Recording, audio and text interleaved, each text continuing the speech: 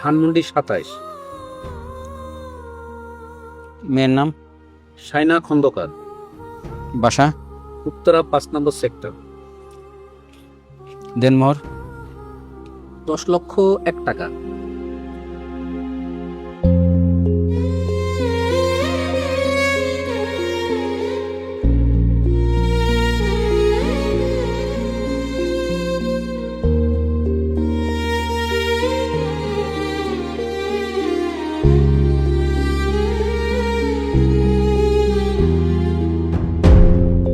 ঠিক আছে, চলে যেতেছি, কিন্তু তুই আমাকে ঠিকই রিস্ক কিন্তু তখন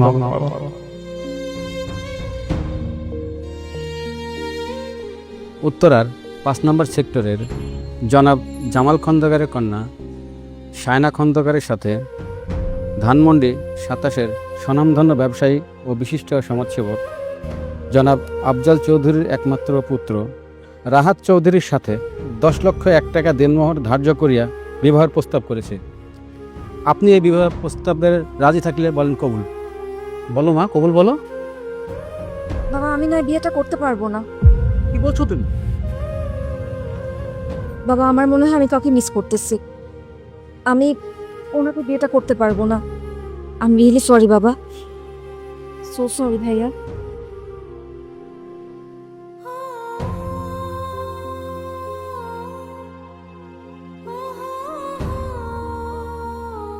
ভাই আমি কি করবো?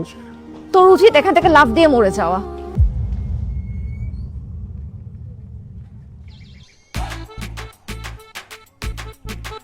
তুমি এখানে?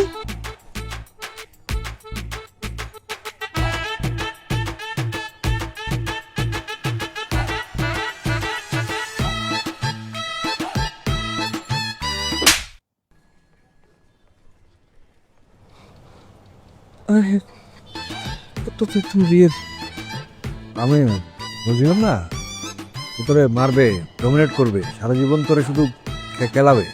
আরে আপনি উল্টাপাল্টা কথা বলেন কেন? একদম চুপ থাকেন। হ্যাঁ, আমি এটাই বলছি, শুরু থেকে এরকম উল্টাপাল্টা কথা বলতেছে তোমার নামে, জানো? বলতেছে এই মেয়ে ভালো না, এই মেয়ে সিনিয়র, এই মেয়ে একবার তোরে মারবে, এই মেয়ে তোর একবার কাটবে, এই মেয়ে তোর নাকে দড়ি দিয়ে তোরে সারা জীবন ঘুরাবে, আরো কত যত ধরনের খারাপ কথা আছে সব বলছে। আমি বলছি যে না, এই মেয়েটা এরকম না, এই মেয়েটা ভালো আছে, এই মেয়েটা অন্য মেয়েটা নাই। ভালোবাসবো এটা বলে নাই? না, এটা তো বলেনি। কিন্তু ভালো তো বেশি ফেলছি।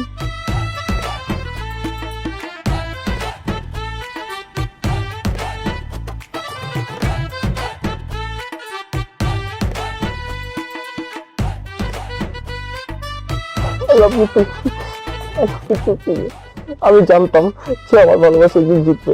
আমি যে পরিমাণে প্রত্যেক একটু ভালোবাসা। আচ্ছা আচ্ছা, হয়েছে হয়েছে, এখন থাম।